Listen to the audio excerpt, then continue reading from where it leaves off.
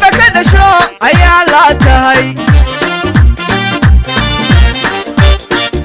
وهما كنا هالكاذبو عبقايا داني كويد مضيا إلى الميسيد قوش وينقا إلى الميسيد قوش.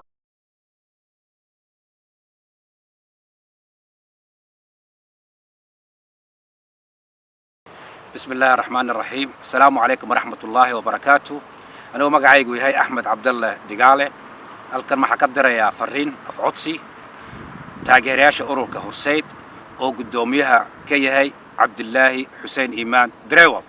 waxaan halkan ka codsanayaa taageerayaasha ururka siyaasadeedka Horseed ee gobolka Murujeex gaar ahaan taageerayaasha caasimadda Hargeysa in aan u diyaar garoobaan isku soo bixidii madax taabashada kunka qof ee gudida diiwaangelinta ururada siyaasadda oo maalinta tahay أحد 23 أكتوبر 2022 lagu qabanayo stadium Hargeysa.